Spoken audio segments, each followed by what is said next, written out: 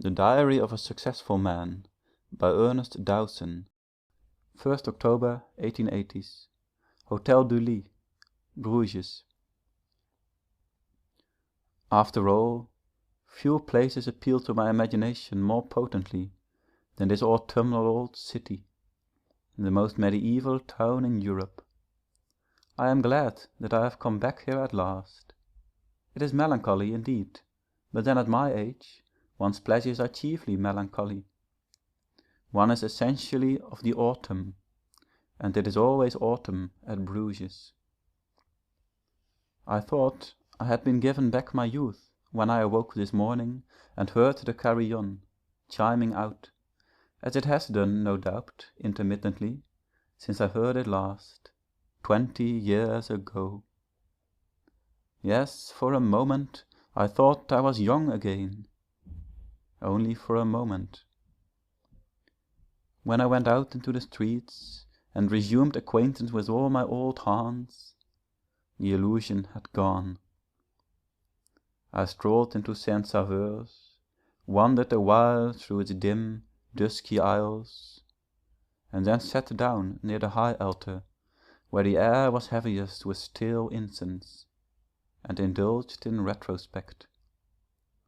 I was there for more than an hour. I doubt whether it was quite wise. At my time of life one had best keep out of cathedrals. They are vault-like places, pregnant with rheumatism. At best they are full of ghosts. And a good many revenants visited me during that hour of meditation. Afterwards I paid a visit to the Memlings in the Hôpital. Nothing has altered very much, even the women, with their placid, ugly Flemish faces, sitting eternally in their doorways with the eternal lace pillow, might be the same women. In the afternoon I went to the Béguinage, and sat there long in the shadow of a tree, which must have grown up since my time, I think. I sat there too long, I fear, until the dusk and the chill drove me home to dinner. On the whole, perhaps, it was a mistake to come back. The sameness of this terribly constant old city seems to intensify the change that has come to oneself. Perhaps, if I had come back with Lorimer, I should have noticed it less, for, after all, the years have been kind to me, on the whole. They have given me most things which I set my heart upon, and if they had not broken a most perfect friendship, I would forgive them the rest. I sometimes feel, however, that one sacrifices too much to one's success. To slave 20 years at the Indian bar has its drawbacks, even when it does leave one at 50, prosperous à mourir d'ennui. Yes, I must admit that I am prosperous, disgustingly prosperous, and my wife is dead, and Lorimer has altogether passed out of my life. Ah, it is a mistake to keep a journal, a mistake. 3rd October. I vowed yesterday that I would pack my portmanteau and move on to Brussels, but today finds me still at Bruges. The charm of the old Flemish city grows on me. Today I carried my peregrinations further afield. I wandered about the quays, and stood on the old bridge where one obtained such a perfect glimpse, through a trellis of chestnuts, of the red roof and spires of Notre Dame. But the particular locality matters nothing. Every nook and corner of Bruges teems with reminiscences. And how fresh they are! At Bombay I had not time to remember or to regret, but today the whole dead and forgotten story rises up like a ghost to haunt me. At times, moreover, I have a curious, fantastic feeling that some day or other, in some mildewing church, I shall come face to face with Lorimer. He was older than I. He must be greatly altered, but I should know him. It is strange how intensely I desire to meet him. I suppose it is chiefly curiosity. I should like to feel sure of him, to explain his silence. He cannot be dead. I am told that he had pictures in this last academy. And yet, never to have written, never once, through all these years. I suppose there are few friendships which can stand the test of correspondence. Still it is inexplicable. It is not like Lorimer.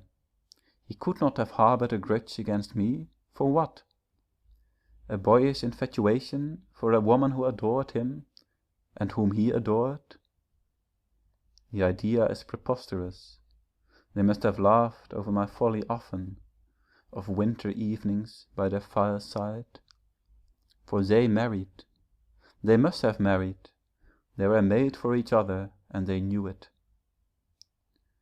Was their marriage happy, I wonder? Was it as successful as mine, though perhaps a little less commonplace? It is strange, though, that I never heard of it, that he never wrote to me once, not through all those years. 4th October. Inexplicable, inexplicable. Did they marry after all? Could there have been some gigantic misunderstanding? I paid a pilgrimage this morning, which hitherto I had deferred. I know not precisely why. I went to the old house in the Rue d'Alva, where she lived, our Comtesse, and the sight of its grim, historic frontal made 20 years seem as yesterday. I meant to content myself with a mere glimpse at the barred windows, but the impulse seized me to ring the bell which I used to ring so often. It was a foolish, fantastic impulse, but I obeyed it. I found it was occupied by an Englishman, a Mr. Venables. There seemed to be more English here than in my time. And I sent in my card and asked if I might see the famous dining room. There was no objection raised. My host was most courteous. My name, he said, was familiar to him. He is evidently proud of his dilapidated old palace, and I said to Grace to save it from the attentions of the upholsterer. No, 20 years have produced very little change in the room where we had so many pleasant sittings. The ancient stamped leather on the walls is perhaps a trifle more ragged. The old oak panels, not blacker, that were impossible, but a trifle more worm-eaten. It is the same room. I must have seemed a sad bore to my polite cicerone as I stood, hat in hand, and silently took in all the old familiar details. The same smell of mildewed antiquity, I could almost believe, the same furniture. And indeed, my host tells me that he took over the house as it was, and that some of the chairs and tables are scarcely more youthful than the walls. Yes, there by the huge fireplace was the same quaintly carved chair where she always sat. Ah, those delicious evenings when one was 25. For the moment, I should not have been surprised if she had suddenly taken shape before my eyes in the old seat, the slim, girlish woman in her white dress, her hands folded in her lap, her quiet eyes gazing dreamily into the red fire, a subtle air of distinction in her whole posture. She would be old now, I suppose. Would she? Ah, no, she was not one of the women who grow old. I caught up the thread of my host's discourse, just as he was pointing it with a sharp rap upon one of the most time-stained panels. "Behind there," he remarked, with pardonable pride, "is the secret passage where the Duc d'Alva was assassinated." I smiled apologetically. "Yes," I said, "I know it. I should explain, perhaps. My excuse for troubling you was not merely historic curiosity. I have more personal associations with this room. I spent some charming hours in it a great many years ago. And for the moment I had forgotten that I was nearly 50. Ah, he said, with interest, you know the late people, the Fontaines? No, I said, I am afraid I have never heard of them. I am very ancient. In my time it belonged to the Savares family. So I have heard, he said, but that was long ago. I have only had it a few years. Fontaine, my landlord, bought it from them. Did you know Monsieur le Comte? No, I answered. Madame la Comtesse. She was left a widow very shortly after her marriage. I never knew Monsieur le Comte. My host shrugged his shoulders. From all accounts, he said, you did not lose very much. It was an unhappy marriage, I remarked, vaguely, most unhappy. Her second marriage promised greater felicity. Mr. Venables looked at me curiously. I understood, he began, but he broke off abruptly. I did not know Madame de Savares married again. His tone had suddenly changed. It had grown less cordial, and we parted shortly afterwards with a certain constraint. And as I walked home pensively curious, his interrupted sentence puzzled me. Does he look upon me as an impostor, a vulgar gossip monger? What has he heard? What does he know of her? Does he know anything? I cannot help believing so. I almost wish I had asked him definitely, but he would have misunderstood my motives. Yet even so, I wish I had asked him. 6th October. I am still living constantly in the past, and the fantastic feeling, whenever I enter a church or turn a corner that I shall meet Lorimer again, has grown into a settled conviction. Yes, I shall meet him, and in Bruges. It is strange how an episode which one has thrust away out of sight and forgotten for years will be started back into renewed life by the merest trifle. And for the last week it has all been as vivid as if it happened yesterday. Tonight I have been putting questions to myself, so far with no very satisfactory answer. Was it a boyish infatuation after all? Has it passed away as utterly as I believed?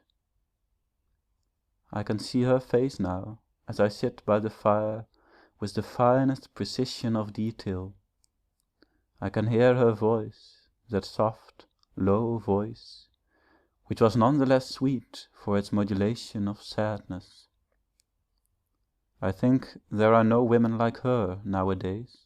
None. None. Did she marry Lorimer? And if not? It seems strange now that we should have both been so attracted, and yet not strange when one considers it. At least we were never jealous of one another. How the details rush back upon one! I think we must have fallen in love with her at the same moment. For we were together when we saw her for the first time. We were together when we went first to call on her in the Rue d'Alva. I doubt if we ever saw her except together. It was soon after we began to get intimate that she wore white again. She taught us that we had given her back her youth. She joined our sketching expeditions with the most supreme contempt for les convenances. When she was not fluttering round, passing from Lorimer's canvas to mine with a sweetly inconsequent criticism, she sat in the long grass and read to us. André Chénier and Lamartine. In the evening we went to see her. She denied herself to the rest of the world, and we sat for hours in that ancient room in the delicious twilight, while she sang to us. She sang divinely. Little French chansons, gay and sad, and snatches of operette. How we adored her! I think she knew from the first how it would be, and postponed it as long as she could. But at last she saw that it was inevitable. I remember the last evening that we were there. Remember, shall I ever forget it? We had stayed beyond our usual hour, and when we rose to go, we all of us knew that those pleasant, irresponsible evenings had come to an end. And both Lorimer and I stood for a moment on the threshold before we said good night, feeling, I suppose, that one of us was there for the last time. And how graceful, how gracious she was as she held out one little white hand to Lorimer and one to me. "Good night, dear friends," she said. "I like you both so much, so much. Believe me, I am grateful to you both for having given me back my faith in life, in friendship. Believe that, will you not, mes amis?" Then, for just one delirious moment, her eyes met mine, and it seemed to me, ah well, after all, it was Lorimer she loved. 7th October. It seems a quixotic piece of folly now, our proposal we would neither take advantage of the other. But we both of us must speak. We wrote to her at the same time, and likely enough, in the same words. We posted our letters by the same post. Today I had the curiosity to take out her answer to me from my desk, and I read it quite calmly and dispassionately, the poor yellow letter with the faded ink, which wrote "Fini" to my youth, and made a man of me. "Pauvre cher ami," she wrote to me, and when I had read that, for the first time in my life and the only time, Lorimer's superiority was bitter to me. The rest I deciphered through scalding tears. "Pauvre cher ami, I am very sorry for you, and yet I think you should have guessed and have spared yourself this pain, and me too a little. No, my friend, that which you ask of me is impossible. You are my dear friend, but it is your brother whom I love, your brother, for are you not as brothers? And I cannot break your beautiful friendship.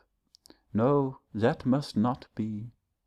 See, I ask one favor of you. I have written also to him, only one little word, Viens. But will you not go to him and tell him for me? Ah, my brother, my heart bleeds for you. I too have suffered in my time. You will go away now, yes, that is best. But you will return when this fancy of yours has passed. Ah, forgive me that I am happy. Forgive us, forgive me. Let us still be friends. Adieu, au revoir. Thy sister, Delphine. I suppose it was about an hour later that I took out my letter to Lorimer. I told him, as I told myself, that it was the fortune of war, that she had chosen the better man, but I could not bear to stay and see their happiness. I was in London before the evening. I wanted work. hard, grinding work. I was tired of being a briefless barrister, and as it happened, an Indian opening offered itself at the very moment when I had decided that Europe had become impossible to me. I accepted it, and so those 2 happy ones passed out of my life. 20 years ago, and in spite of his promise he has never written from that day till this, not so much as a line to tell me of his marriage. I made a vow then that I would get over my folly, and it seemed to me that my vow was kept. And yet here today in Bruges I am asking myself whether after all it has been such a great success, whether sooner or later one does not have to pay for having been hard and strong, for refusing to suffer. I must leave this place. It is too full of Madame de Savarez. Is it curiosity which is torturing me? I must find Lorimer. If he married her, why has he been so persistently silent? If he did not marry her, what in heaven's name does it mean? These are vexing questions. 10th October.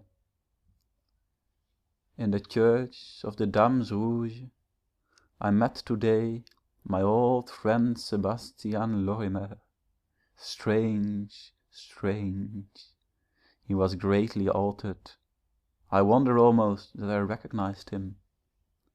I had strolled into the church for benediction, for the first time since I have been back here, and when the service was over and I swung back the heavy door with the exquisite music of the O Salutaris, sung by those buried women behind the screen still echoing in my ear, I paused for a moment to let a man pass by me. It was Lorimer. He looked wild and worn. It was no more than the ghost of my old friend. I was shocked and startled by his manner. We shook hands quite impassively, as if we had parted yesterday. He talked in a rambling way as we walked towards my hotel of the singing of the nuns, of the numerous religious processions, of the blessed doctrine of the intercession of saints.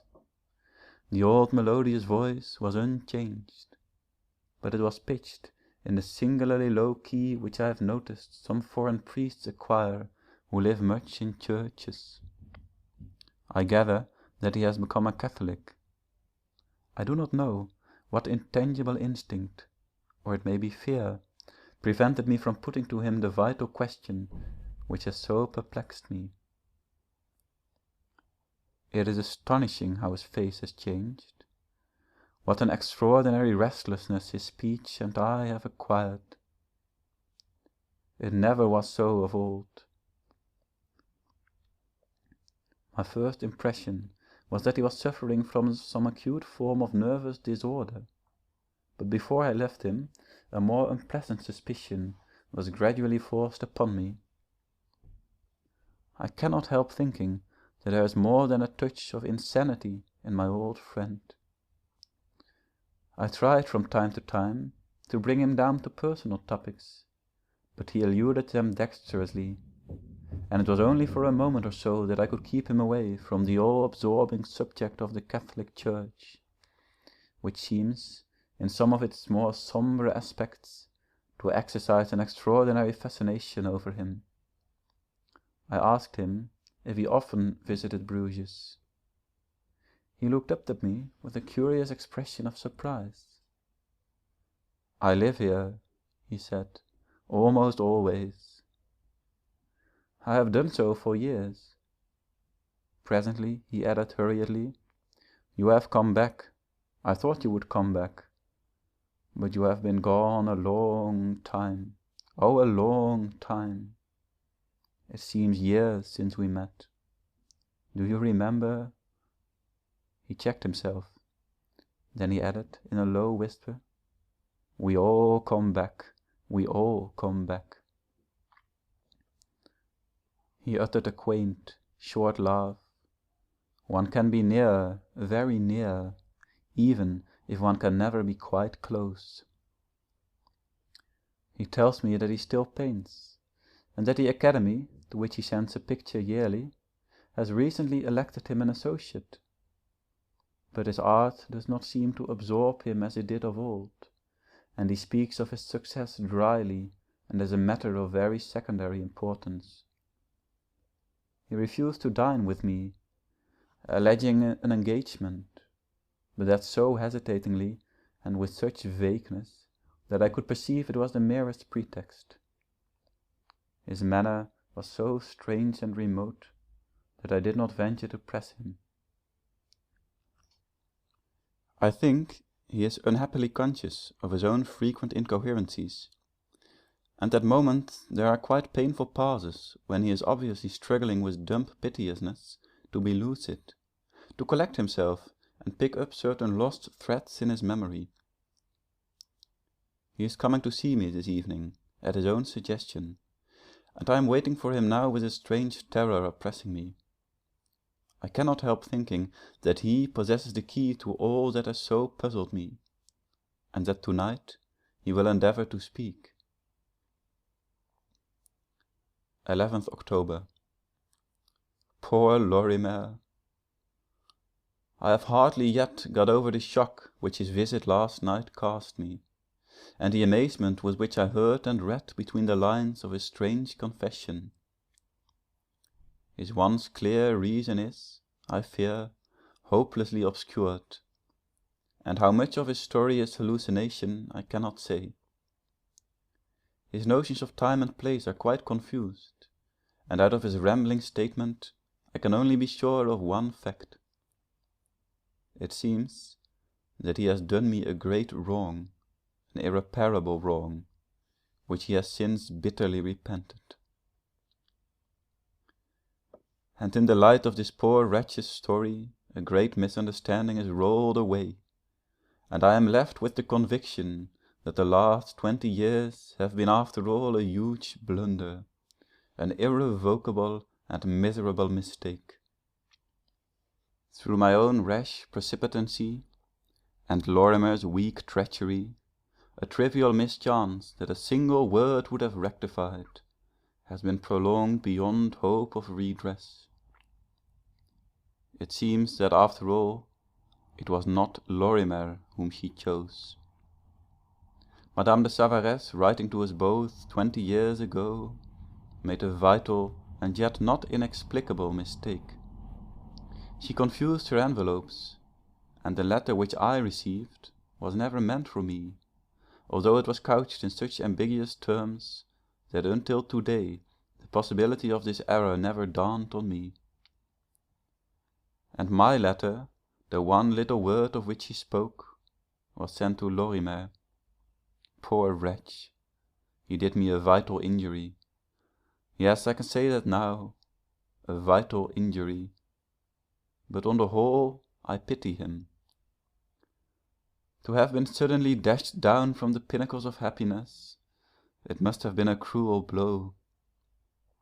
He tells me that, when he saw her that afternoon and found out his mistake, he had no thought except to recall me. He actually came to London for that purpose, vowed to her solemnly that he would bring me back. It was only in England that, to use his own distraught phrase, the devil entered into possession of him.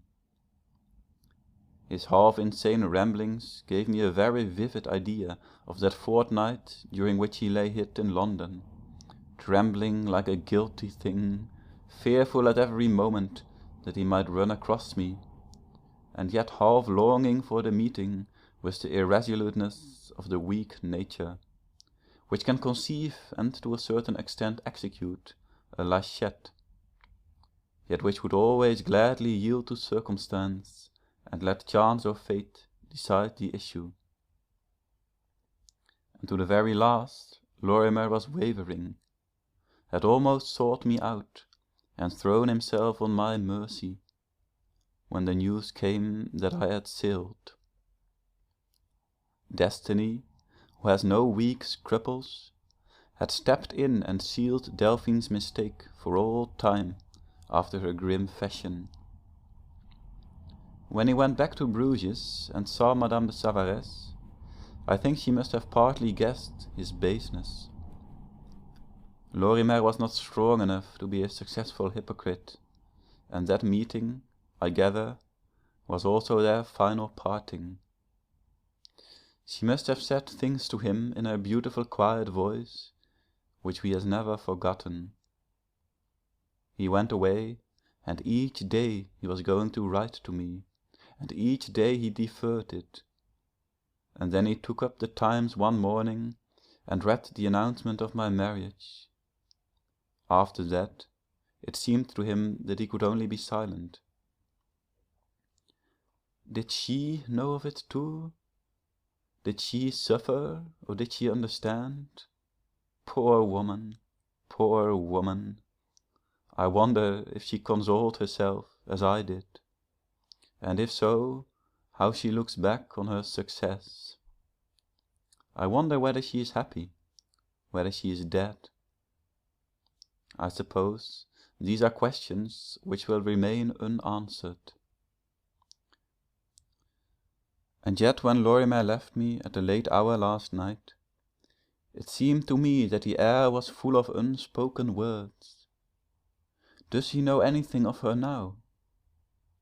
I have a right to ask him these things, and tomorrow I am to meet him.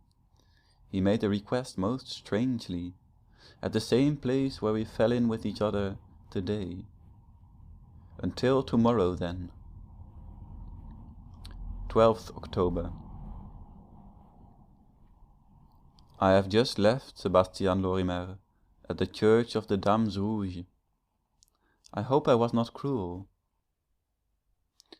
But there are some things which one can neither forget nor forgive, and it seemed to me that when I knew the full measure of the ruin he had wrought, my pity for him withered away.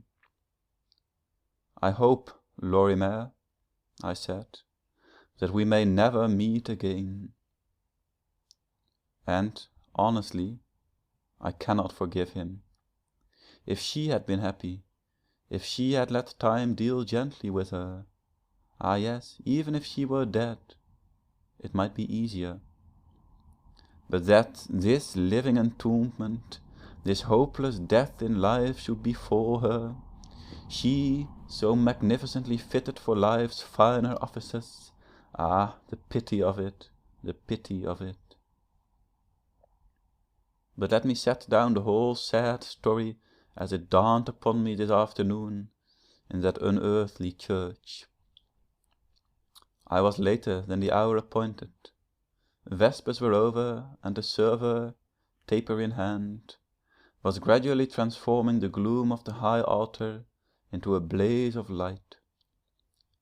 With a strange sense of completion, I took my place next to the chair by which Lorimer, with bowed head, was kneeling, his eyes fixed with a strange intentness on the screen which separated the outer worshippers from the chapel or gallery which was set apart for the nuns. His lips moved from time to time spasmodically, in prayer or ejaculation. Then, as the jubilant organ burst out, and the officiating priest in his dalmatic cloth of gold passed from the sacristy and genuflected at the altar, he seemed to be listening in a very passion of attention. But, as the incense began to fill the air, and the litany of Loreto smote on my ear to some sorrowful, undulating Gregorian, I lost thought of the wretched man beside me. I forgot the miserable mistake that he had perpetuated, and I was once more back in the past, with Delphine, kneeling by her side. Strophe by strophe that perfect litany rose and was lost in a cloud of incense in the mazy arches of the roof. Janua coeli, stella matutina, salus infirmorum, ora pro nobis. In strophe and antistrophe, the melancholy, nasal intonation of the priest died away, and the exquisite women's voices in the gallery took it up with exultation, and yet with something like a sob of limitation. Refugium peccatorum, consolatrix afflictorum, auxilium Christianorum, ora pro nobis. And so on, through all the exquisite changes of the hymn, until the time of the music changed, and the priest intoned the closing line, ora pro nobis, sancta Dei genetrix. And the voices in the gallery answered, ut digni efficiamur promissionibus Christi. There was one voice which rose above all the others, a voice of marvellous sweetness and power, which from the first moment had caused me a curious thrill. And presently Lorimer bent down and whispered to me, so near, he murmured, and yet so far away, so near, and yet never quite close. But before he had spoken, I had read in his rigid face, in his eyes fixed with such a passion of regret on the screen, why we were there, whose voice it was we had listened to. I rose and went out of the church quietly and hastily. I felt that to stay there one moment longer would be suffocation. Poor woman! So this is how she sought consolation, in religion. Well, there are different ways for different persons, and for me, what is there left for me? Oh, many things, no doubt, many things. Still, for once and for the last time, let me set myself down as a dreary fraud. I never forgot her, not for 1 hour or day, not even when it seemed to me that I had forgotten her most, not even when I married. No woman ever represented to me the same idea as Madame de Savaresse. No woman's voice was ever sweet to me after hers. The touch of no woman's hand ever made my heart beat 1 moment quicker for pleasure or for pain, since I pressed hers for the last time on that fateful evening 20 years ago. Even so, when the service was over, and the people had streamed out and dispersed, I went back for the last time into the quiet church. A white-robed server was extinguishing the last candle on the altar. Only the one red light, perpetually vigilant before the sanctuary, made more visible the deep shadows everywhere. Lorimer was still kneeling, with bowed head in his place. Presently he rose and came towards me. She was there, Delphine. You heard her. Ah, Dion, she loves you. She always loves you. You are avenged. I gather that for years he has spent hours daily in this church, to be near her and hear her voice, the magnificent voice rising above all the other voices in the chants of her religion. But he will never see her, for is she not of the Dames Rouges? And I remember now all the stories of the order, of its strictness, its austerity, its perfect isolation. And chiefly I remember how they say that only twice after one of these nuns has taken her vows is she seen of any except those of her community. Once, when she enters the order, the door of the convent is thrown back, and she is seen for a single moment in the scarlet habit of the order, by the world, by all who care to gaze. and once more, at the last, when clad in the same coarse red garb, they bear her out quietly in her coffin into the church. And of this last meeting, Lorimer, I gather, is always restlessly expectant, his whole life concentrated, as it were, in a very passion of waiting for a moment which will surely come.